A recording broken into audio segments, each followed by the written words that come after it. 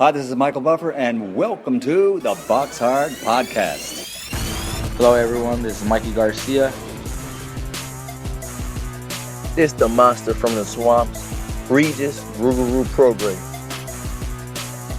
Hey, what's up? This is King Carlos Molina, former IBF World Champ. This is Michael, the Bounty Hunter, 2012 Olympian and your people's champ.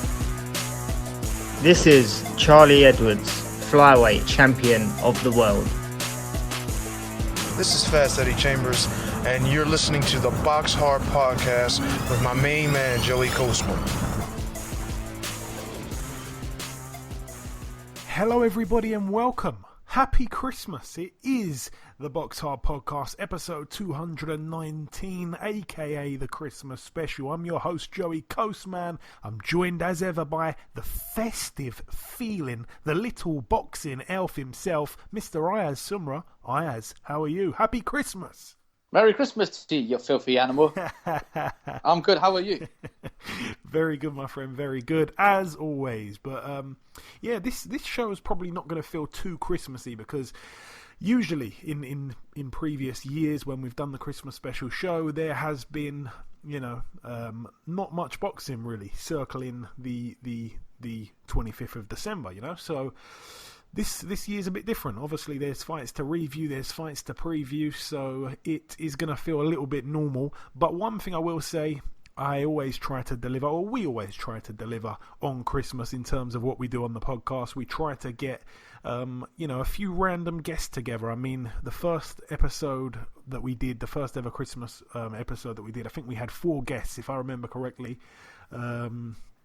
It was Christmas of 2015. We had Lee Selby, Andrew Selby, Eric Molina, and Charles Martin. So that was a bit of a mashup there. 4 different guys on the show. I think after that we had Nonito Donaire, Tom Loeffler, and someone else on for another Christmas. Anyway, I'm getting a bit confused. Spencer Fearon came on for one Christmas.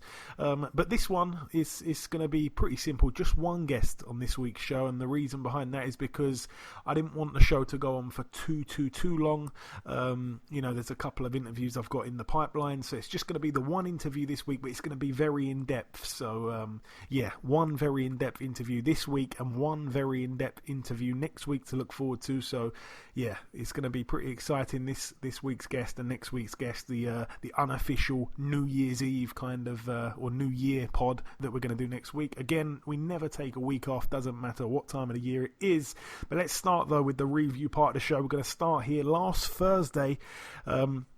Obviously the podcast went out and this Bethnal Green show took place a couple of hours after. So yeah, York Hall, Bethnal Green, London. Let's start with the undercard over here. I'm going to start with Craig Richards, actually. He managed to get a draw over 8 rounds against Chad Sugden. Chad Sugden, in the post-fight interview, said he had 1 week to prepare, I think it was, for Craig Richards. The thing that he said there that can mislead you a little bit is he was scheduled to fight, I think it was on the Saturday of that week anyway. So he was in camp, he was expecting to fight on the Saturday. He got a change of opponent, basically, a change of a fight date. They brought it forward 2 days earlier, and he fought Craig Richards, who, again, he wasn't prepared for. But Craig Richards, when I spoke to him a few weeks ago, he was looking at fighting in 2020, I think maybe in January or February or something like that. So, yeah, he certainly didn't think he'd be in the ring only about 10 days after I spoke to him. So I'm not taking that away from Sugden, I think his name is. I'm really making a mess of his name. But, yeah, credit to Chad Sugden. Very, very tough guy. And he was unbelievable. I don't think Craig Richards deserved to not get the win. I feel like he definitely did enough to get the win, but it was a draw, and Sugden won't forget that one. I quite liked his post-fight interview, and very unlucky there for Craig Richards. It almost kind of makes you think, wow, like he's got a Shakan Pitters fight on the horizon, and he puts in a performance like that. He's a friend of mine, but that was not, not good enough, really. That was not a good performance. He looked a little bit fragile in there. He got caught a lot, and he won't be pleased. I know he won't be pleased. Did you happen to see any of this card, by the way, Ayaz, before I fly through the rest? Unfortunately, I didn't. Okay, I'm sure you were out hitting the stores, getting the Christmas shopping underway. But yeah, let's move on then. Let's go to the other fights on the card. Shannon Courtenay, she's now 5-0. A TKO for her in the 5th round against Bushra El Kwasi. El Kwasi was undefeated, 2-0 with 2 draws. El Kwasi was down in the 4th round and again in the 5th, like I say. So a good win there for Shannon Courtenay. Kieran Conway managed to pick up a points win over 10 rounds against Craig O'Brien. I think that was a late replacement, if I'm not No, I don't think it was actually. So yeah, I didn't actually see the fight, if I'm being honest. But shout out there to Kieran Conway, now 14-1 with a draw. Luther Clay got a win over Freddie Kiewit. That was a good fight, by the way. All 3 judges saw it exactly the same, 97-93. That's 7 rounds to 3 in favour there of Luther Clay of Bracknell. He's now 13-1. That one was for the WBO Global Welterweight title. Moving up the card, Richard Riakporhe 10-0. He took on Jack Massey 16-0. It was for the vacant British Cruiserweight title. Jack Massey saw himself on the canvas in the 10th round. Yeah, that was a brilliant fight, by the way. I felt like Richard Riakporhe's gas tank emptied out pretty quickly, I guess, especially approaching the later rounds and stuff, the midway point and onwards. He was persistently holding. The referee didn't take a point. Jack Massey did end up getting dropped in the 10th round, but when we looked at the replay, I don't think it even should have been a knockdown, and that played a part on the scorecard, you know. Michael Alexander, 115-113. Exactly the same there from Howard Foster.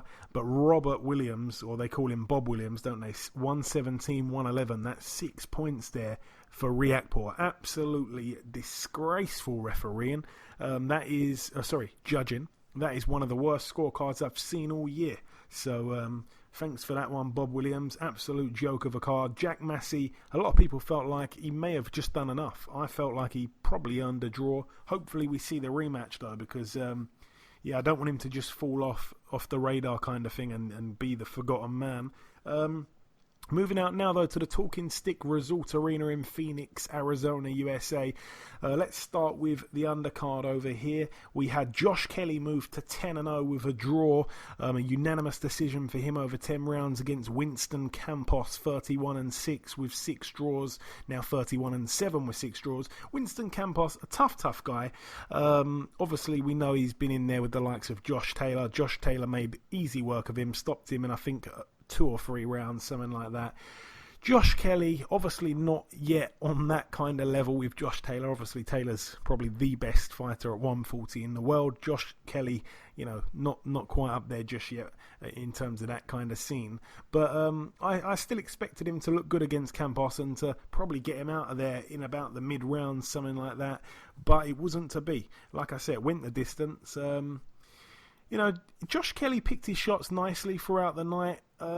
He did get cut. I think it was in the very first round, and I think he was also down in the first round. But it was because he was off balance. It wasn't considered a knockdown by the referee.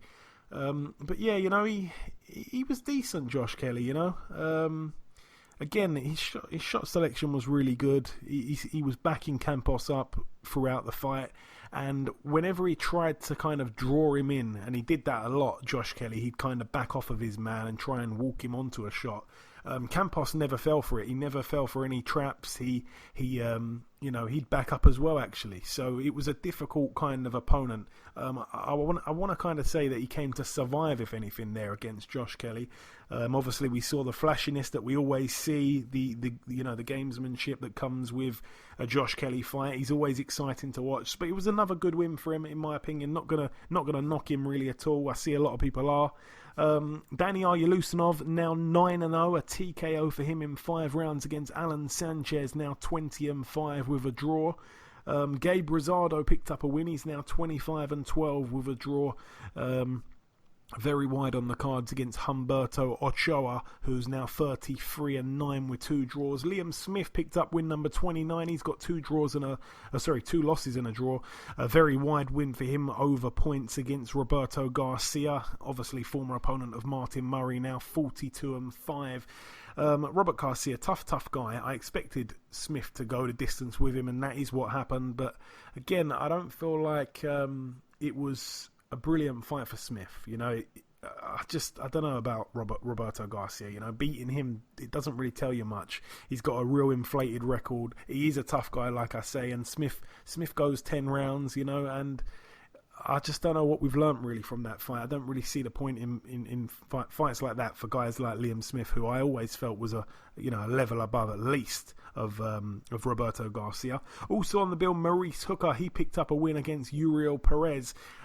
Sky Bet were doing some crazy bet boost if Maurice Hooker knocked him out in the first 4 rounds or something like that. When I looked at Perez's record, he's been knocked out in the first round a couple of times, and Maurice Hooker did it, you know, once again. Stopped him in the first round. Now 27-1 with 3 draws. Maurice Hooker. That was his return fight from losing to Jose Ramirez. Uriel Perez, you know, he's never boxed anyone of Maurice Hooker's caliber. Maurice Hooker can bang. He's got those freakishly long arms. And I felt like for some reason, I felt like the Sky Bet boost for Hooker to knock him out within 4 rounds was practically printing money, really. So I lumped a bit on that. And the main event, Daniel Jacobs, now 36-3. A very strange one, Ayaz. Julio Cesar Chavez Jr. actually quit on his stall after 5 rounds. He didn't want to come out for round 6 at all. He's now 51-4 with a draw. Obviously, we know he missed the weight. But, shocking scenes there in Arizona. Talk to me. Well done to Danny Jacobs for winning the fight. Chavez Jr. is really disappointing me for retiring in the stall of the 5th round. I mean, he's a Mexican. He should have been. He should be living up to his father's expectation. You can see by the crowd when his father, when they pan the camera on his father's face, and his father just like nodded no way and put his hand on his face. I mean, Danny Jacobs hit him hit him on his nose and busted his nose up, and he said that he couldn't breathe. But I mean, if you're a fighter, you should be carrying on. You should be carrying on, and for something like that, it's a joke like what he did. But well done to Danny Jacobs for him. No, I think he should have a title fight, and I think he should be I think he should fight Callum Smith. I think that'd be a very good fight. Yeah, I think Callum Smith would be all wrong for him, but yeah, I definitely welcome the fight, especially if he's looking at staying at 168. But it was a crazy ending, you know. I felt like Chavez actually started the fight really well. He was very aggressive. He was on the front foot for every second of the first 2 rounds. I feel like Jacobs did come back into it a little bit during round kind of 3 and 4. It was just kind of starting to heat up. And then, Chavez, I even felt, had a decent round in the 5th and final round. But then he pulls out, citing what I thought originally was a hand injury. You mentioned he had the bloody nose. It all just happened so quickly, and he didn't want to carry on. He did a no mas, and he left the ring. You know, people were throwing beers over him.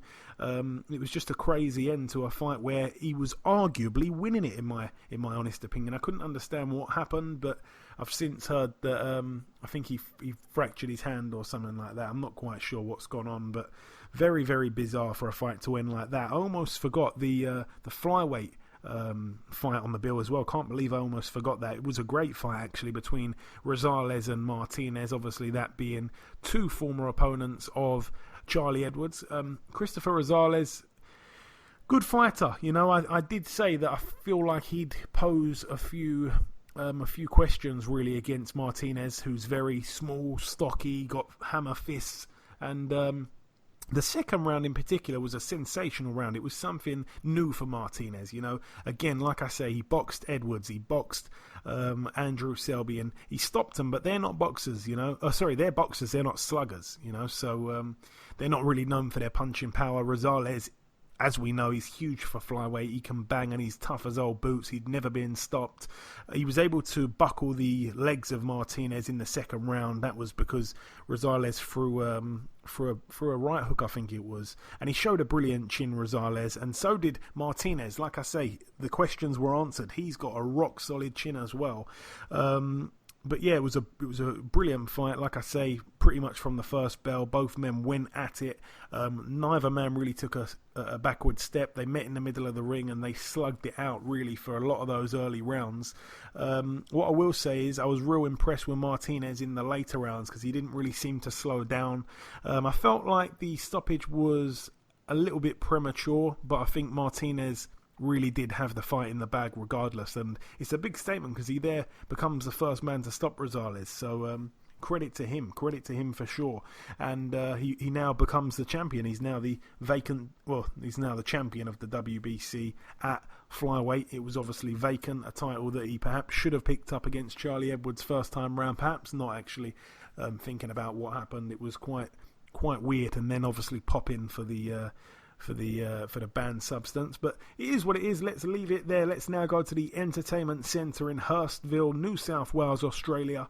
Friend of the show, former world champion Billy Dibb, he was able to beat quite wide actually the undefeated prospect Van Tran, who was 12-0 going in.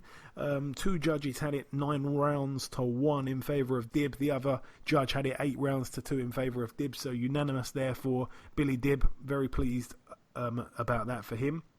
Moving out now to the cruise terminal Altona in Hamburg, Germany. One fight to mention over here. Jürgen Bremer against Jürgen Doberstein. Jürgen Bremer now 52-3. A KO for him in round 7. That one was for the vacant IBF Intercontinental Super Middleweight title.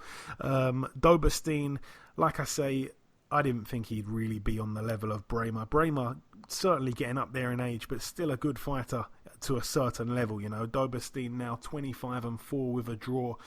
Moving out now to Russia. This was quite interesting. A fight that I said on last week's show would be a good fight. Denis Lebedev, now 32-3. He lost actually to Bisa Machunu, a guy that, of course, beat Eddie Chambers once upon a time when Eddie made the move down to cruiserweight. Very, very wide on the cards for Machunu. Lebedev had a point deducted in round 3 for a headbutt, I believe. It was for the vacant WBC silver cruiserweight title. And like I say, Machunu, the South African, has gone over there and won very wide in Russia. So he would have upset a lot of Russians there just before Christmas. He's got some balls to go and do that, to be honest. But I like Machunu. He'll fight anyone, anywhere. And it is probably the win that his career needed, you know, because since that Eddie Chambers win, it's been a little bit up and down for him. He got the shot against... I think he had the fight against Usyk, didn't he? Obviously lost that one. He had the fight against Makabu. I remember him getting stopped there. And like I say, since then, it's been a little bit up and down. And pleased for him. He gets a good win there. A win that, like I say, his career needed. Also on that undercard, a real shocker. A real shocker. Dmitry Kudryashov, the Russian hammer. He went the distance for the first time in his career. That was his 27th fight. And the first time he's ever gone the distance. Obviously, his record beforehand was 23-3. All fights ended by KO. But this time he went the distance. It was a split decision over 10 rounds in favour of the Russian. He took on Vaclav Pejar, who is from the Czech Republic.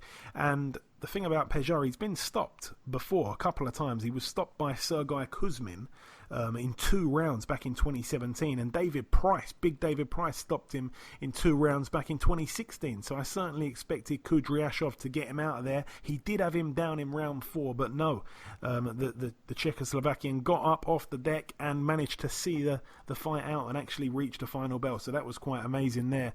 Moving out now though to the Copper Box Arena. I was there for this one in London, United Kingdom. Starting with the main event, Ayaz, I'll come to you. Daniel Dubois, 14-0 now, a knockout for him in 2 rounds. He didn't really find Kayataro Fujimoto to be too troubling, to be honest, and he just dealt with him very easily, dispatched of him like he should do, to fighters of this level. Fujimoto now 21-2, and it was a bad knockout, a brutal knockout. What a knockout. It's like literally he was jabbing him, and then obviously hitting him to the body, and then bam, the right hand came out of nowhere, smacked him across the face. It was like that knockout, for me, I have to say, yeah, after seeing all the knockouts of the year, for me, I think this knockout, it has to be knockout of the year. Daniel Dubois v Fujimoto. Why? It reminded me a bit of the Dominic Brazil knockout, but Dominic Brazil walked into it, he just went bang, right out of nowhere, yeah? and caught him, and he's like literally on the floor. But Daniel Dubois, yeah, he's rising up slowly. Obviously, he's knocked out Fujimoto. He's only had one draw, which is against Kevin Kingpin Johnson. But Daniel Dubois is still young, and he's still growing, and he's still getting better and better and better. And for me, I think he's going to be a future world champion, the way he's going. Yeah, obviously, he didn't draw with Kevin Johnson, didn't he? He went the distance, and that's the only time he's ever been the distance. I know that's what you meant, but yeah, Dubois, I know that you've been a big admirer of his for a long, long time. You've always spoke highly about him. Talking of the knockout of the year kind of stuff, we're going to do that on next week's show, so get your thinking cap on, Ayaz. We're going to be talking about the knockout of the year, we're going to be talking about the fighter of the year, the fight of the year, and probably the upset of the year, which I think a lot of people are going to be able to guess. Or perhaps not. So if you're listening and you haven't already sent your answers to those 4 questions to us already, then get at us on Twitter at BoxHard Podcast. But yeah, a routine win for Dubois. It's not the opponents that we really want to see him in with. Fujimoto was down initially from a jab. That was the first knockdown, and then yeah, like we say, down and out in the final knockdown. Both men threw a right hook. Dubois got there first, and that was simply all she wrote.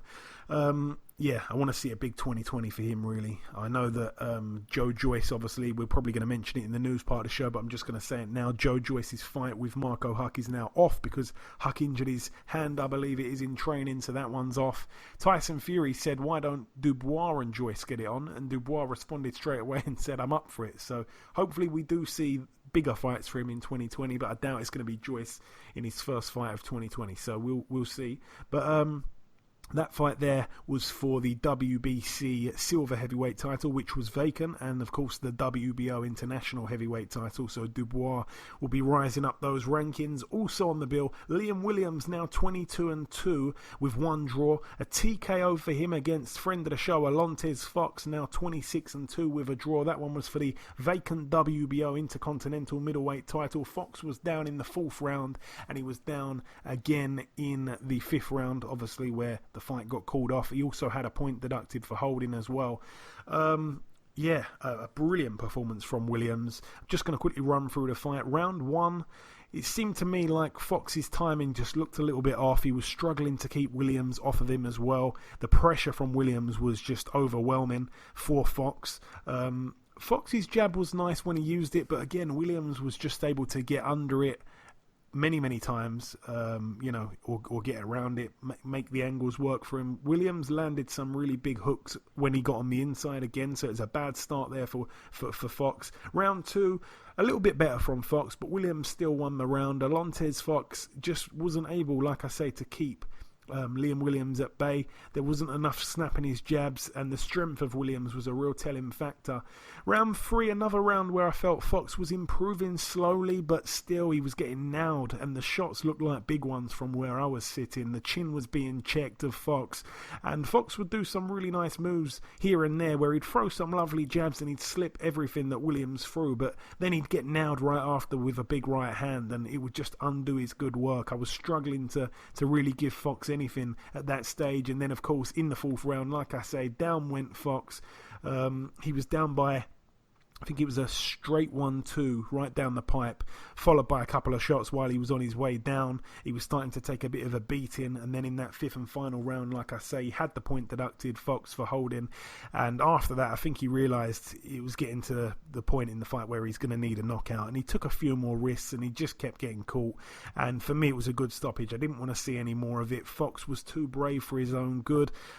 He's got a brave corner as well. Obviously his father, Trey Fox, trains him. He didn't think for one second, I don't think, about throwing that towel in, and I was gutted for Fox. He's a good guy. He's a friend of mine, but take nothing away from Williams. He's also been on the show a bunch of times. He blocked me on WhatsApp, so I'm not in his good books, but I still like him. Massive statement from Williams, and he of course does something there that Demetrius Andrade couldn't do.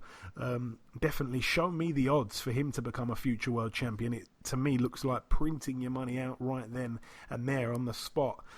Sonny Edwards managed to pick up a win, now 14-0. He's also now the new British super flyweight title. He'll be very pleased. His Christmas, I'm sure, has been made there.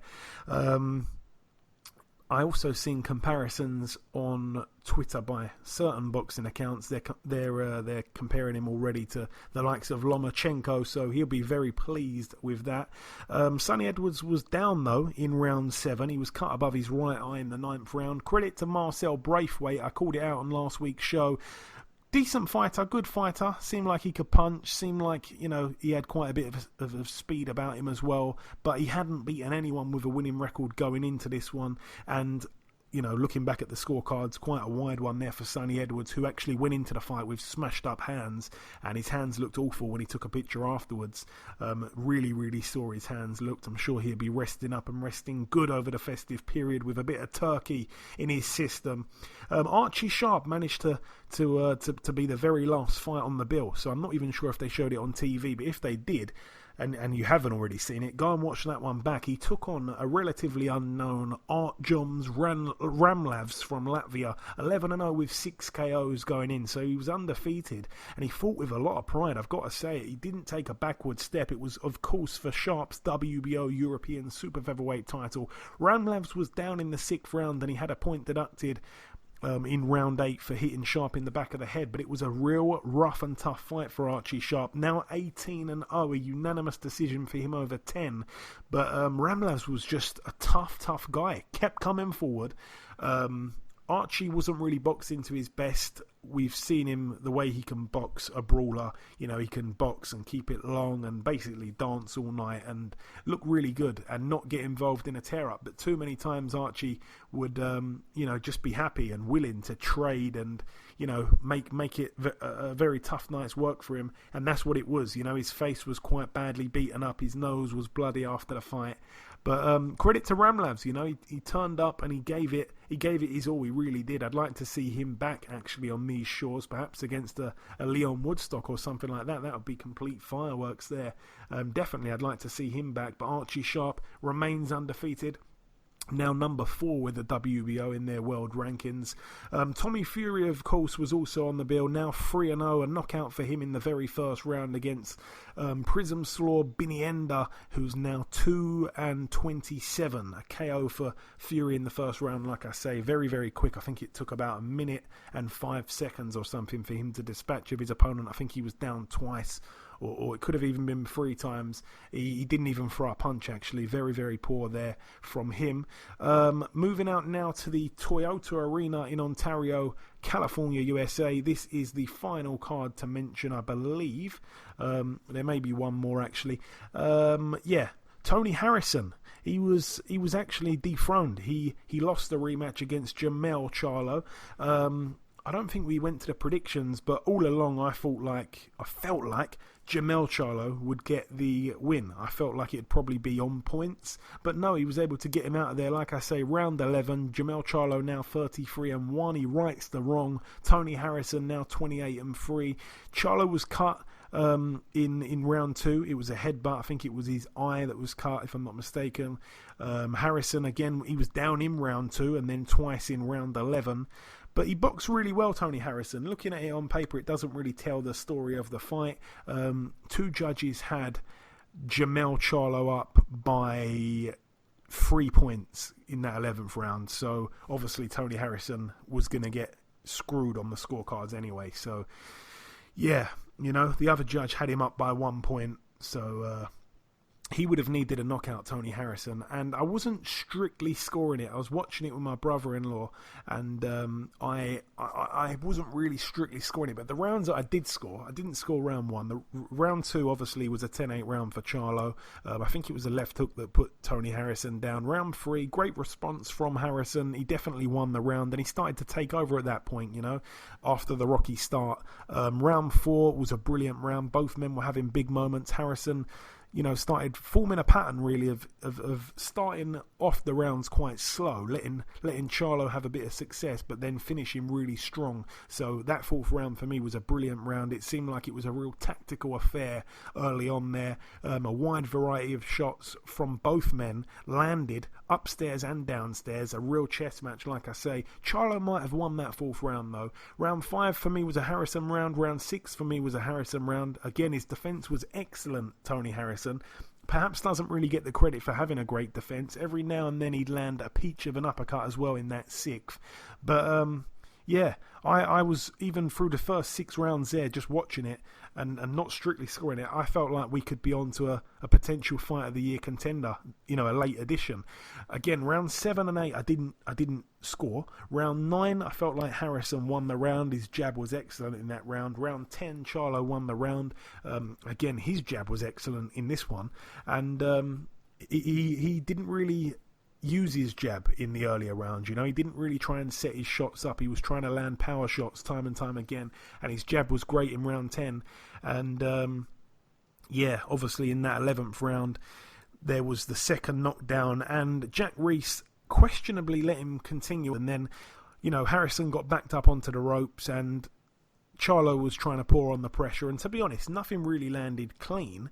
And dare I say it, I felt like Jack Reese might have just waved it off a tiny bit prematurely, because in my opinion it wasn't the right time to stop it. He should have stopped it after that second knockdown if he wanted to stop it. He shouldn't have let Harrison carry on and not really give him a chance, because like I say, he was on the ropes, he knew where he was, and he was evading the shots that Charlo was pouring in. So a bit of a bad stoppage there in my opinion from Jack Reese. I'm being a little bit critical there. Also on the undercard we saw Jack Tapora lose his a bit of a shock there. 23-0 he was going in. He got stopped in the first round against Oscar Escandon, now 26-5. It was a body shot. Is there anything else on that card to mention? Yes, actually.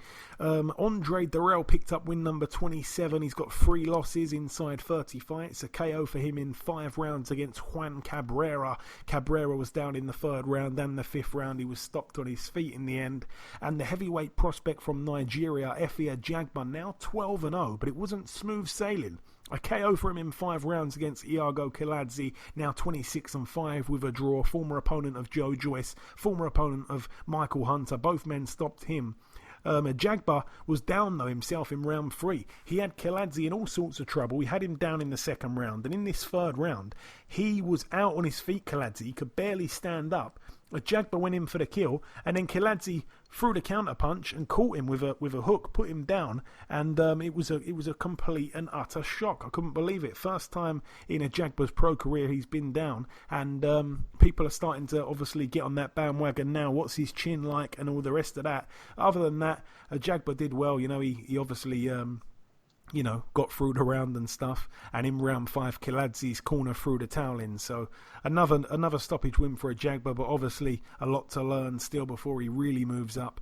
And the final card to mention, it happened at the Arena. That's all it's called. It's called the Arena in Yokohama, Kanagawa, Japan. Of course, this one happened Monday the 23rd of December. Ryota Murata, now 16-2, a TKO for him in 5 rounds against Stephen Butler, who we've seen before. I can't remember who Butler faced now, was it? Can't remember who he faced. He's got his loss to him. Now 28-2 with a draw. That one was, of course, for Murata's WBA World Middleweight title, a TKO for him in 5. And Mariti Mfanle, I think that's how it's said, could be saying it really wrong. He's the IBF World Flyweight Champion. He was able to defend his title with a TKO in 9 rounds against Akira Yagashi, now 28-7. Mfanle, or whatever his name is, I know he's a South African fighter, very, very old. I think he's could even be in his 40s. He's one of the oldest. He is probably the oldest world champion, actually, in boxing. So credit to him. He was going to fight Charlie Edwards at one point. Didn't end up happening. Also on the bill, Chocolatito Roman Gonzalez, now 48-2. That was his 50th fight. It was a bit of an easy touch. A TKO for him in 2 rounds against Diamel Diakos, who's now 14-6 with 3 draws. But that was everything from last week. That was the review part. It's now time to welcome our first and only guest. Ladies and gentlemen, please welcome the former WBC and IBF Welterweight World Champion. It is, of course, Mr. Andre Berto. Andre, welcome to the show.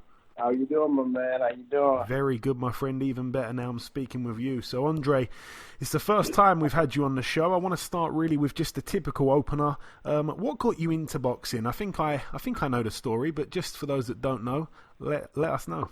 My father was a fighter, and he was an overall fighter when it comes to the mixed martial arts and and you had a few different disciplines, but I was a young kid with a lot of energy. They used to get me in trouble a lot. So he used to just start taking me to the gym with him at an early age. If it was boxing, if it was grappling, if it was taekwondo, whatever he was doing, his long runs. And, when it came to boxing, I just fell in love with it. I fell in love with it. One of my first days at the gym, they put me in there with a kid that it just didn't look like he was anything. And, he put his hands on me. And I was just surprised on how technical he was to beat me up. And I was a rough kid. I was a rough kid growing up, man. So I didn't see it coming, and it just fascinated me. And I wanted just to figure it out. I wanted to learn it. And I come from a family of fighters. And mostly everybody has. I mean, they've been into the martial arts, and I just wanted to do something different. And I wanted to go into the fight game, and I wanted to do the whole boxing thing. I loved it. I love watching fights with my family. All the big fights back in the day, the Sugar Ray Leonards, the Marvin Haglers, the Mike Tysons, and I just went from there.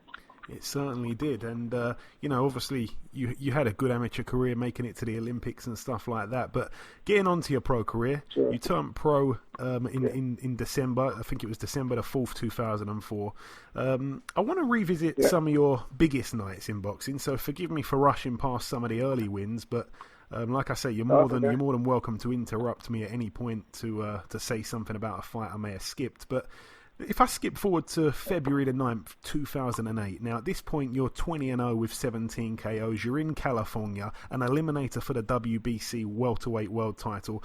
Your opponent, Michael Trabant was a really good fighter. I mean, he may not have been a massive name in the States, Andre, but a very good fighter. He went on to have 57 fights before retiring in 2014, but he was only ever stopped one time. Wow. It was you that stopped him. Talk me through that fight, obviously being an eliminator for the world title back then. Well, I didn't know too much about him back then. I was just I was a young, hungry kid, man, that was just focused on trying to win that world title. I didn't care who I was in front of, and I knew the kid was from out of the country. I knew he was tough, but I was on a mission, and from the first bell on, I came straight to him, and I just imposed my will on him and imposed my speed and my power, and I just wanted to just get him out of there, and I did. Yeah, he certainly did. He retired on his store after 6 rounds. Like I say, no one ever did that to him at any point in his whole entire career. And then, of course, you got your shot at the vacant WBC world title, Miguel Rodriguez in Tennessee. I feel like I'm repeating myself a little bit here, but again, Rodriguez retired in 2009, 33 fights as a professional, only been stopped once in his whole career. You were the man to break the record again. A KO in round 7. Wow. Wow. I didn't know that. But that was a great night for me, man. To be able to win my first world title in Memphis, Tennessee. I still remember it clearly. And I think that's just a moment that every young boxer dreams about, is to get into the game and win a world championship. And it was great because my first world title was a WBC title. And for some reason, that's that title that all of us young guys want to make sure to bring home. That's the money. That's the money belt. And I like to ask this question, Andre, to every world champion I speak to. I like to say, try and put it in words for me, what it felt like to become a world champion for the first time. I like to hear the responses, because a lot of people say a lot of different things. It's actually it's quite comical sometimes. Yeah. They're just trying to explain it to a normal guy like me who will never win a world title. Yeah. I mean, it's just surreal, man. It's almost just replaying that. Just me being that kid watching, the Sugar Ray Leonards, the Marvin Haglers, the De La Hoyas, the Mike Tysons, and being in that position to be on HBO at the time and winning your world title and just knowing just all eyes on you, and you're able to achieve that landmark that we've always seen all these legends, accomplish. And I just broke down. Of course, you break down in tears, man. You just can't believe it. And you know, I was on cloud nine for a long time. A long time. And like I say, when you became WBC World Champion, you embarked on one hell of a run. I mean, you took tough fight after tough fight. Yes, I sometimes think perhaps people have forgotten the kind of opposition you were running towards as soon as you became champion. Yeah. I mean, even your first defence, you boxed, obviously, the former IBF World Champion, Steve Forbes. Steve's a tough guy. Yeah. He actually brought your KO streak to an end. You beat him unanimously. Yeah. And that was the first time you ever went 12 rounds, unbelievably. Tell us about that one. Yeah, I was you know what, you know, in that fight I was trying to push myself actually, because I know Steve Forbes, he fought De La Hoya the night before, I mean his fight before. Yeah. So that definitely it gave me a lot of motivation to try to keep my knockout streak going, to try to knock out a guy that De La Hoya, you know, didn't or just couldn't knock out. You know, with Stevie Forbes, just like you know, I mean, he's a tough customer. You know, he's been in the game for a long time. He's definitely a crafty veteran. And he's just not one of those guys that you can just take out like that. But learned a lot, and he's had a lot of experience from it. It was a great win under my belt. And again, your very next fight, you're in there with former world champion Louis Collazo. Collazo pretty much can give anyone a tough night, and it was a rocky start to the fight from your point of view, but ultimately you carved out another 12-round unanimous decision. Talk us through that one, what you can remember of it, Andre. Tough fight, man. Tough fight. You know, tough softball. And, I mean, Louis just came to fight. I thank God that I was in, great shape. And, he didn't care what people were saying about me. He didn't care, how much hype I had. You know, he came to get it. And I respect him for it, and we fought a hell of a fight that night. It really was, and even to this day, he still doesn't really care much about who he fights. He's still causing prospects problems time and time again. Exactly. Again, Andre, after that, I mean, you box another former world champion, this time in the shape of Juan Urango.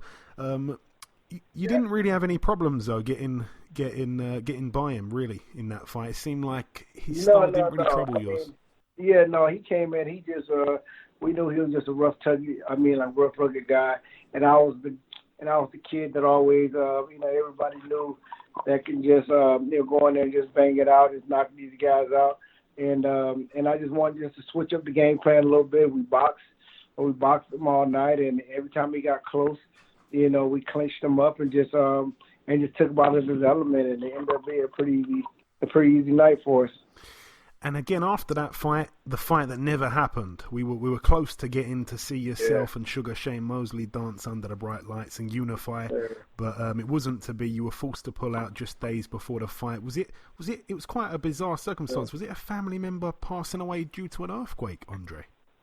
Yeah, it was a lot of different family members. It was during the earthquake in Haiti. I lost, I think, maybe 8 to 9 family members. Oh my gosh. And I was actually, I'm in camp. I'm still trying to get through. Man. But as everybody knows, the earthquake in Haiti was pretty tragic.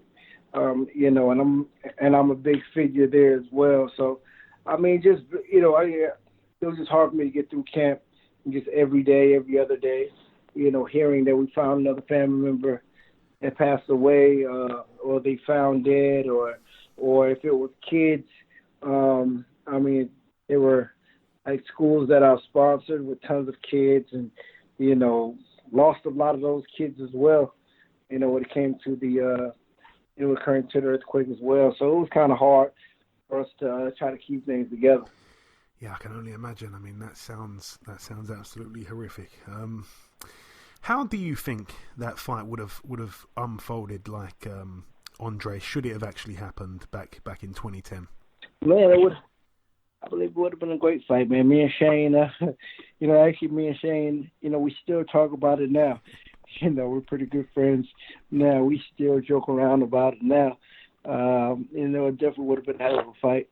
You're talking about a legend that was fast, that was strong, and you're dealing with me being a young champion, young, fast, strong as well. And, Shane Moses is one of those guys I've always looked up to as well, just with his style in general. So, it would have definitely been a hell of a fight. Yeah, it's a shame we never got to see that one. Obviously, that I think the style clash would have been absolutely unbelievable. Obviously, Shane went on to box Floyd in May of that year. You went on to box another tough fighter, Carlos Quintana. A tricky task there. It obviously happened in Florida, back home, but you did get the KO though in round 8. Yeah, man. Carlos Quintana at the time, he was a tough customer for anybody.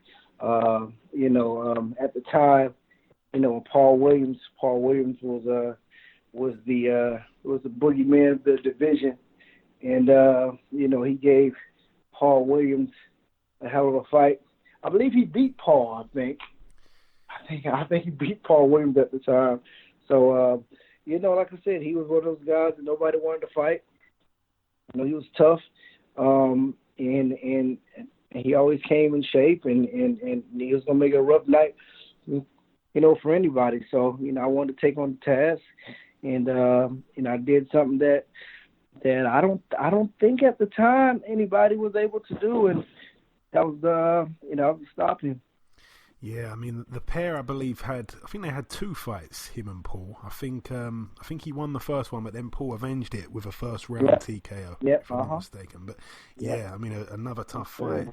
Then you I don't want to disrespect anyone here, but you took a lower level opponent, Freddie Hernandez. You stopped him in a round. You become the first man, by the way, to stop him as well. But then it comes the crazy fight, April 16th, 2011, the Foxwoods Resort in Connecticut. Yeah. Victor Ortiz. What a crazy fight. Talk me through that one. crazy fight. I was in a space of, it was me being a young, naive, undisciplined champion at the time. I was running through a lot of these guys, and I definitely wanted. And it was big talks at the time of me and Floyd. Yeah. Me and Floyd fighting at the time, and I thought I was going to be fighting him next, and Floyd, he threw a spin ball on my way and said no, he has to fight Victor Ortiz first. I didn't know who Victor Ortiz was. Oh God. I didn't care who Victor Ortiz was. I was just upset because I wanted this fight with Floyd. I thought I deserved it, and I didn't take Victor Ortiz serious like I should have. I looked past him. I didn't train like I should have. I felt like I was on that young champion. I was on that young cocky champion high, and and I didn't do what I was supposed to do, and I walked in that ring, and Victor Ortiz, he was ripped and ready, and I believe that like they say, he was in the best shape of his life, and it turned into a fight that I didn't ever expect, and everybody seen what happened, and still now, it was a tremendously exciting fight, but definitely, it definitely hit me a different way, of course, because it was my first loss, and it was a tough one for me to take. Yeah, I'm sure everyone listening to this interview has seen the fight. You have to have seen that fight. Obviously, Andre was down in the first round. Ortiz was down in the second round. Both men were down in round 6. Ortiz had a point took off late. It was a completely crazy fight. But how were you left feeling after that, Andre? Because obviously you mentioned there that the Mayweather fight was in your grasp almost, and then you had to get through Ortiz first, and then obviously losing your own and losing out for a while on that Mayweather fight. Was that a difficult position you were left in? Yeah, of course. I was a young, hungry champion, and I just know what I wanted, and I felt like things didn't come like I wanted to because of that one fight, and I was in a place of I knew how I highly anticipated every one of my fights were, and from that loss, I really felt like the world came crashing down on me. So that I was just so embarrassed, and I felt that everybody in the world just watched that fight, and seeing me lose. I was walking through the airport with my hoodie on. I locked myself in the house for weeks. I actually left. And went to, I flew out the country, went to Bali for like a month, just so I can get away from all the noise. It was just in all the newspapers. It was everywhere, it killed me, man. I just had to get away from everything just so I could get a peace of mind and try to get myself back together. And 5 months later, you're back in the history books. This time, Mississippi against the IBF World Champion Jan Zavek. I mean, you dethrone him again. You become the first man to stop him. Again, I keep saying this. What was it like though to become a world champion for the second time, Andre? Oh man, it felt great. It felt amazing. Being able to get back to where I left. But to be honest, just mentally, I still wasn't all the way back like I needed to be, I believe. But like I said, it was a lot of hard work, a lot of effort just to get back to where I needed to be, and that's to be the world champion.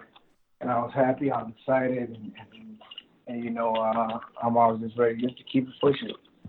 And you there was a few things that happened outside of the ring. It kept you out of the ring for 14 months. You returned though against Robert Guerrero.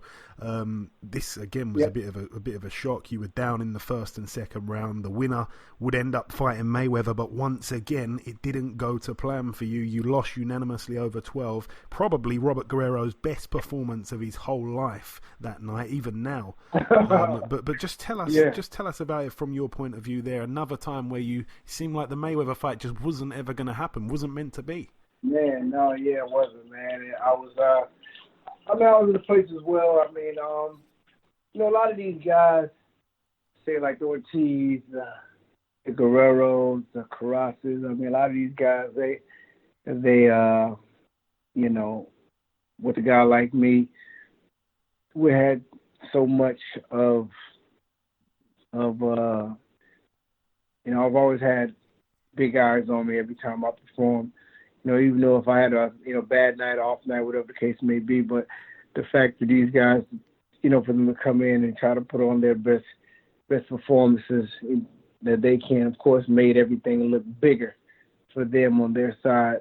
But like I said, with that fight as well, I was still, just honestly, I was just still dealing with, the mental situation of taking my first loss.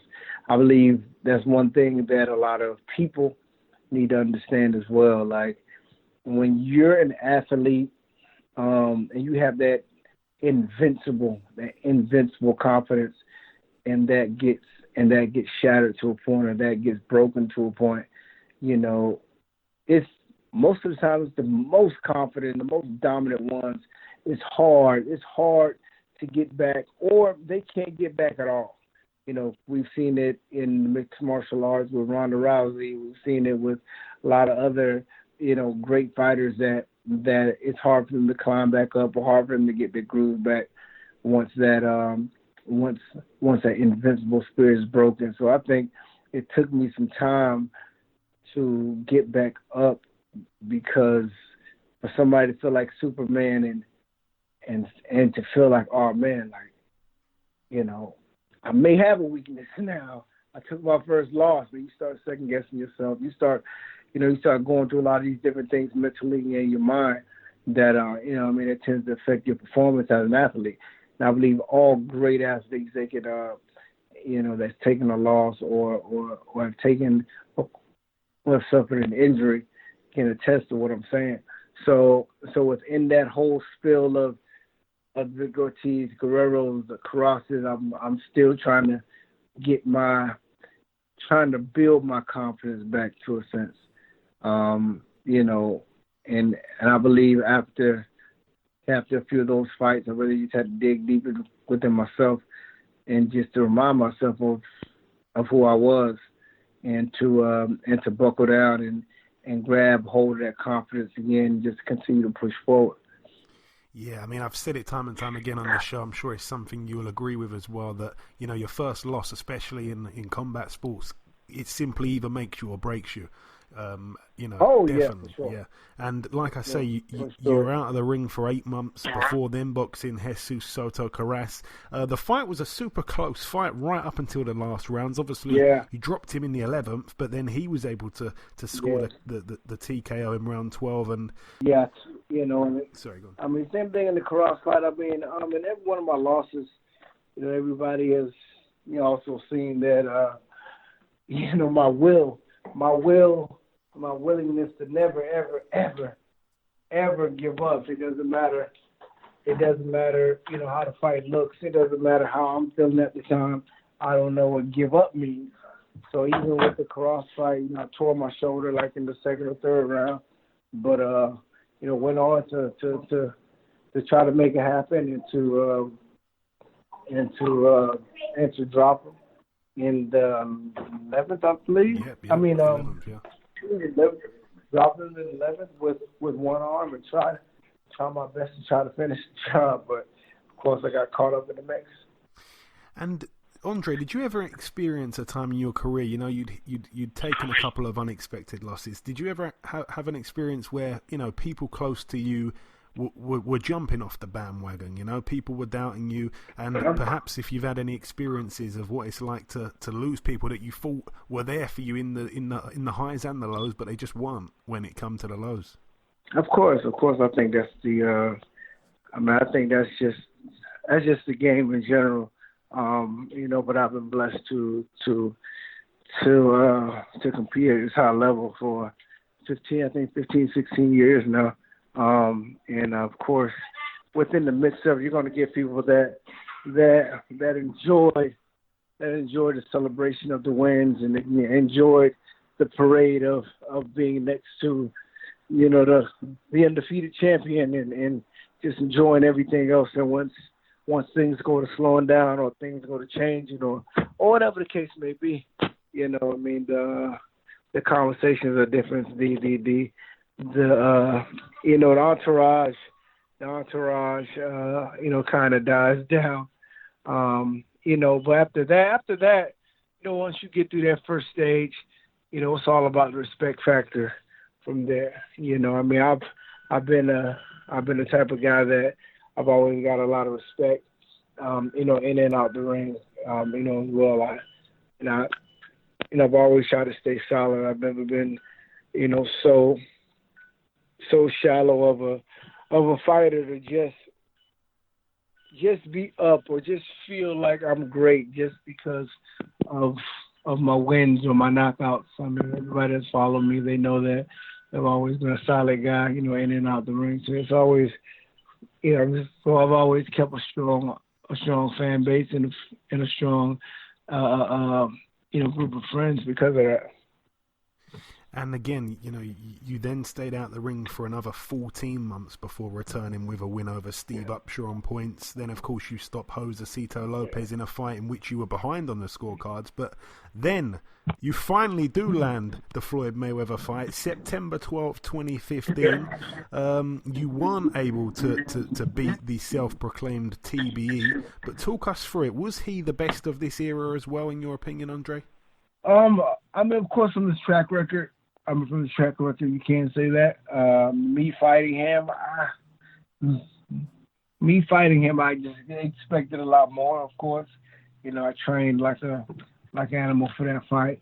Going into that fight, my confidence was up, to 1,000. But of course, you need to understand something at the same time. Floyd is a guy that he's already built a tremendous career. He's already built tremendous legacy. He doesn't have to try to lay it all out in that ring anymore. I believe that he's established himself in a way that when it comes to judges, when it comes to just the eye of the public, when it comes to just whatever the case may be, they understand who he is, and he knows how to command his authority in the ring without doing much. That's what I kind of seen by being in there with Floyd. That in some rounds I felt like I didn't hit him and he didn't hit me. He just, Floyd just does enough right now. I can just say with me and just right now within that fight, he just does enough to win. He does enough to get out of each round without any punishment, if any, and he's very precise with everything he does. If it's time management, if it's him, somewhat showing his, his ring generalship and just showing his dominance within the ring. He's going to do that without hitting you. That's one thing about it. A lot of people don't realize Floyd is a guy. He's a master at slowing down the pace. First off, so any of these guys that you see, the Pacquiaos, the Canelos, all these guys that have very high paced fights, like Floyd is a master of slowing it down. He can slow it down and realistically be in front of you, looking like, he's being dominant, but he's a master of stalling. He can stall you. He can stall you. Really make it look like he's going to punch or he's doing this, or he's doing that, but he's just stalling for time and he'll walk off you. He, like, all the way around, he's just a mastermind within that square circle. It's my first time being in there with somebody that I seen that was that comfortable in the ring with every step that every step in the ring. You can just tell how comfortable his feet were moving on every ounce of that ring. He knew where everything was at. He knew every square footage of the ring. If it was punches thrown, knowing how to slip. He always knew where the judges were at, where he can turn around the judge or just go behind the judge on certain situations. He'll grab you. He'll take deep breaths in your ear. He takes time to look up at the clock to try to manage his time. He's very, very calculated and precise in the ring. Just enough. He can do just enough to win that round and get out, and he'll do it again, and he'll do it again, he'll do it again, he'll do it again. It almost makes you tired as a fighter because he really takes his time. And as a fighter, us just want to fight. You think offensive. I just want to fight. I want to fight. But he has a completely different agenda. And that can almost that can almost just throw you all the way off your game. And again, that was. I remember staying up real late to watch that one. Mayweather was just a step ahead, unfortunately, on that night for you. But you returned to the ring April the following year. We finally did get the Victor Ortiz rematch. The first one was crazy. The second one was also absolutely bonkers as well. We had to wait 5 years for the rematch, but you were down in the second round. You got back up though and dropped Ortiz twice in the fourth round where the KO came. You managed to get your revenge in the end on him. Obviously, he caused the shock in the first fight. How did it feel to kind of get that revenge? It felt great. It felt exhilarating, man. I feel like that was a loss that was hanging over my head, and I believe that was a loss that kind of, started a string of a lot of difficulties, mentally. So for me, coming out in that Floyd fight, just, all the confidence from that fight, just because I was going through that adrenaline rush of that circus, and just coming into this, into Ortiz fight and finish it like I did. I felt great. I was a little upset because I felt like that should happen the first time. but like I said, we got the job done, and it's still now it's probably one of my most satisfying wins of my career. I thought you'd say that. And coming down to the last couple of fights really of your career, obviously. The Sean Porter fight came next, April 2017. Again, I remember staying up late to watch it, but unfortunately, you were just unable really to overcome Sean Porter on that occasion. He got the stoppage in round 9. It was a very, very tough fight, though, if I remember correctly. Tell us about it. He's such a pressure fighter. He almost brings pressure fighting to another level, Sean Porter. Yeah, it was just ridiculous. That was completely rugged fight. It was just a fight I just wasn't satisfied with it all. I mean, of course, we know that he's going to come in, with a lot of pressure and a lot of this and a lot of that. A lot of forehead. But, I took a lot of headbutts, took a lot of forearms, took a lot of elbows. It was just one of those type of fights that kind of gets, just gets you off for your game, especially if the referee isn't doing anything to, do anything about it. So, like even up until they stopped it, I got hit with a really bad headbutt, that shook me up, and it was just hard for me just to recover from that. And then, of course, your last fight that you've had, again, you took quite a lengthy spell out the ring, but after the Porter loss, 16 months, I believe it was, before returning against another former world champion, Devon Alexander. Obviously, you were down in the third round, but you were able to carve out a split decision victory over 12. Not everyone, though, was in agreement with the decision on the night, but obviously they're not the judges. Talk to me about that one, Andre. Yeah, man. I mean, that was a great fight. I mean, I took a lot of time off and, came back. Came back and, me and Devin, we were supposed to do that, I believe like 2-3 years before, but we couldn't make the fight happen, and, we finally did, and it was, it was a close fight, close fight. I came to fight, he came to fight, and both of us knew we had a lot on the line. So, I definitely was in great shape, and I was able to edge him out towards the end. And Andre, obviously you haven't boxed since then, but as far as I'm aware, you haven't hung the gloves up either. What is next on the radar for yourself? We're not sure yet. We'll see. I took some time off. I was supposed to be fighting in August, actually. But I was in the week before the fight, I tore my bicep, so I had to have surgery to reattach it. So I had to go through rehab and had to go through a lot of different things. So, but looks like I'm good. I feel great. So we're going to see what the top of the year brings. And is anything else going on outside of the ring for you in terms of, you're getting to that stage in your career now where I feel like I think you even said it yourself, you won the big fights, the big paydays. Have you got anything going on in terms of, I don't know, business-wise outside of the ring that's keeping you busy in the time that you're not fighting? Yeah, man. Yeah, we're definitely staying busy outside the ring. We definitely have some big announcements coming in 2020. Okay. So we want to keep everybody abreast of that when it comes to things outside the ring as well. Okay, and I want to ask you, who was the hardest puncher that you was ever in the ring with, Andre? No, you know what? I tell people this all the time, and I don't know if people remember this fight.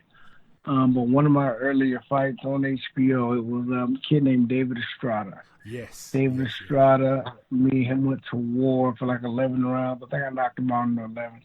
But he's still probably the hardest puncher, one of the hardest punchers that I was in the ring with. And they just came at me relentless all night. And that was the first time I took that type of punishment, even though I came out with a win, took that type of punishment and went back in the dressing room, and I pissed blood the first time ever. Beat my kidneys up. Yeah, he was a mean guy. Yeah, again, that was I started on the Trabant fight, and I actually missed that one out, so my apologies. But yeah, it's good to know that. Yeah. Obviously, you must have done some serious sparring with all kinds of names over the years. Who would you say is the best fighter that you ever sparred? Best fighter that I've ever sparred? I could probably say Winky Wright. I used to go at. I've sparred everybody, of course. Me and Andre Ward would go a lot around. Everybody. Ike Cortez. Jeff Lacey, Sean B. Mitchell, but I think one of the guys that just sticks out in my mind that I've sparred maybe hundreds of rounds with, probably be Winky Wright. Yeah, of course. Winky Wright, and probably anybody that'll tell you that's ever sparred with him. He's just hard to hit. I mean, he just keeps that tight guard up, and he comes off that block nice, and he works, man. Like, he's tremendous. He's a tremendous fighter. So I helped him get ready for both the Shane Mosley fights at the time. Yeah, and of course he was able to beat him in both of those. And Are you happy with? And obviously, you haven't hung up the gloves yet, so I want to be careful the way I ask this question. But are you happy with the way things have turned out thus far in your career? Are you a happy man after all the achievements?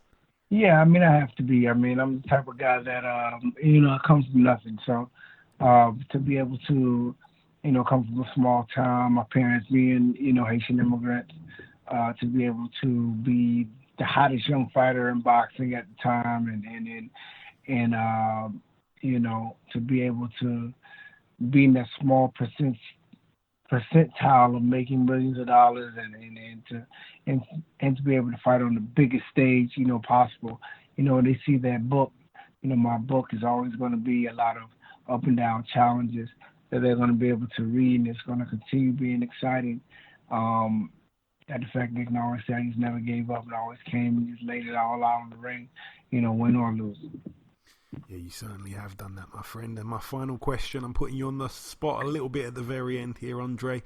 Who comes to mind? I have to ask this question to everyone that we speak to from all over the world. Who comes to mind when I ask you, who's your favourite UK fighter, any era? Any era. Any era, baby. I gotta say Prince. Oh yeah, everyone says that. That's the most popular answer. I gotta say Prince. I thought you might say Amir Khan. No, Amir's my boy. But I gotta say Prince because he still now. You still just haven't seen anybody do it like Prince, and most of the time, 98% of the time, you see a lot of UK guys, they envy us American fighters, and they envy this and envy a lot of things that we do over here or who we are over here. I can say around that time, all of us, Floyd, whoever it was, Roy Jones, everybody, they all envied Prince. Prince knows them, how he did it, how he was just the way that he was entertained and he finished the show. Everybody envied that guy at the time for sure. And just finally, Andre, if you've got any closing words just to the people that listen to this interview, obviously we've got listeners all over the place, but primarily the UK fans that have supported you throughout your career, if you've got a word or a sentence just to say in support of those guys. Yeah, man, you guys have been supporting me for a long time. I appreciate it. I thank you. We have big things coming up in 2020 in and outside the ring, so stay tuned. Stay tuned. Like I say, we will look out for those announcements there, Andre. We certainly look forward to them. Thank you so much for your time. It's been an absolute pleasure to go back in my infamous virtual time machine with you and to revisit some of the biggest nights of your career. Thanks so much for your time. I wish you a Merry Christmas and a very Happy New Year. God bless you, and we'll speak soon. Thank you, my man. You too. Okay, now it's time for part 2 on this week's show. Let's go to you, Ayaz, with the latest news. Give it to me. Yes, Kell Brook will return to the ring on February the 8th in Sheffield, where he will be guided by Dominic Ingle, and will fight Mark DeLuca. Yeah, he's back in the Ingle gym. That's a good thing, obviously. He didn't look good in that fight against Zerafa. He takes on Mark DeLuca, 24-1. A lot of people criticising this. He's got the one loss to Walter Wright, but he did avenge it. So in fairness to him, he's beaten everyone he's faced. But, I'm hearing decent things. He's known as the Bazooka Mark DeLuca, but I'm hearing decent things. He's a southpaw. He's a true 154 fighter. I don't know, because based on what we saw in that Zerafa fight, I don't think it's going to be easy for Kell Brook. I know that that's a very unpopular opinion because people are not seeing the fights that we wanted to see. We hoped that Amir Khan and Kell Brook would finally get it on. It's not to be. It's now this guy here who a lot of people hadn't heard of. They've gone and started Googling him and stuff like that. But what I'm hearing, he's actually a decent fighter, so could be interesting. So I'm probably not going to get liked too much from my comments here, but I'm not going to hate on it too much, to be fair. All the best to Brook. And finally, the last news is that Caleb Plant will face Vincent Feigenbutz for the IBF Super Middleweight title in February the 15th at Bridgestone Arena in Nashville. Yeah, Caleb Plant, obviously, probably one of the most underrated fighters, really, at super middleweight. You know, we talk all about Callum Smith and Eubank and all these other guys. You know, John Ryder, fair to John Ryder as well. He's definitely not overrated, and I'm not saying the others are, but we've got a big scene at super middleweight here in Britain, and people like Caleb Plant. Also Billy Joe Saunders, of course, but people like Caleb Plant, I don't feel get the credit that he deserves. I think Caleb Plant, on his night, could beat any of the champions at 168. I really do. So, again, it's probably going to be an easy win for him. I think he wins it quite easy. I think Feigenbutz is even perhaps made for his style, but we shall see. We shall see. All the best to Caleb Plant. Obviously, he's got a very, very deep and quite disturbing, sad story, and I just wish him all the best, because he's been through it outside of the ring. Is that it for the news, Ayaz? Yep, that's it for the news. Okay, thank you very much, Ayaz. Let's start now with the preview part of the show. This one takes place on Friday the 27th here, and that takes place in the Guild House in Niedersachsen, Germany. You've guessed it. Who is it though? Prince Patel, 21-1 with a draw. 6-round contest against Ilgvars Krauklis, who's 1-5. Big up Prince Patel. Moving out now to the Palais des Sports in Marseille, France. One fight to mention over here. It's for the WBA Super World Cruiserweight title. Arsene Goulamirian. I think I talked about him when I was out in New Jersey with Eddie Chambers. I think I said it. It could be wrong, but I think he won the title there. And I was saying to Eddie, guys like this French guy, he's just snuck himself into the place of a world champion pretty much. Got his shot and won. I think it was vacant. I don't think he beat a champion for it. And I was saying, these kind of fighters and stuff, these kind of fights, doesn't it kind of, give you that urge, And he said, yeah. But anyway, he takes on Konstantin Bedjanaru, who, again, I haven't heard of. 14-0, undefeated. I don't know where they're plucking these guys from, but it is for the WBA Super title at Cruiserweight. So very interesting. I want to see these guys take on the likes of your cruiserweights that we've seen in the World Boxing Super Series. See how these guys, Goulamirian gets on with a not a Gassiev, because obviously he's moving up to heavyweight at some point. We don't know when it's going to be, but against like a Bradis, against a Mike Perez, those types of guys. I'd like to see those fights happen.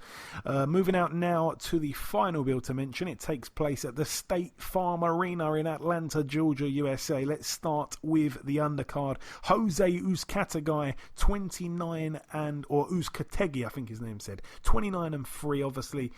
Former IBF World Champion, dethroned by Caleb Plant, who we were just talking about. His record, like I say, 29-3. He's in a 10-rounder against Lionel Thompson, 21-5. Gervonta Davis returns to the ring, 22-0. He fights for the vacant WBA World Lightweight title. It's his chance there to become is that a 2-weight 3-time world champion? I think he'll be. Still a young guy, Gervonta Davis. He takes on Yuriorkis Gamboa, a guy that had a hell of a lot of promise when he turned pro. I don't think he's really lived up to the expectations, but Yuriorkis Gamboa, there's something in his eye. I think he is really taking this fight serious. I think we're gonna see the best he can really offer at this stage in his career, but you definitely have to say Gervonta probably wins, and wins inside the distance. That freakish power that he possesses. And the main event, Jean-Pascal 34-6 with a draw. Quite surprised that we didn't get to see the Marcus Brown rematch straight away. I think Marcus Brown, I think it was a voluntary defence, but for whatever reason, Marcus Brown must have not put a rematch clause in there. And Jean-Pascal defends here against former holder of the belt, Badou Jack. So Jean-Pascal 34-6 with a draw. Badou Jack 22-2 with 3 draws for the WBC Silver and the WBA World Light Heavyweight titles. So Badou Jack gets a chance to win his belt back, and if that were to happen, I guess he'll probably go for the Marcus Brown rematch, knowing him. Obviously, that was the fight where we saw the horrific cut.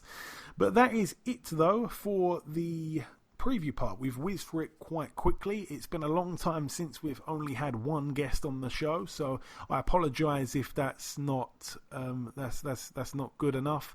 We try and get 2 guests on every single show, but sometimes we have to just put one on, because I don't want the show to go on too long. I think a lot of people are going to be quite busy over Christmas with the family and stuff like that. A lot of other podcasts decide to take weeks off. We don't do that, but just the one guest on this week's show, and it will be the one guest on on next week's show as well. So hope that you enjoy all the interviews. Of course, I hope that you had a fantastic Christmas, because now by the time this goes out, it will be Boxing Day, so Christmas would have came, and this is of course the last time we'll speak, myself and Ayaz, before the last time we get to speak to you before the new year comes. So everyone, we wish you all a very, very happy new year, a very, very happy 2020.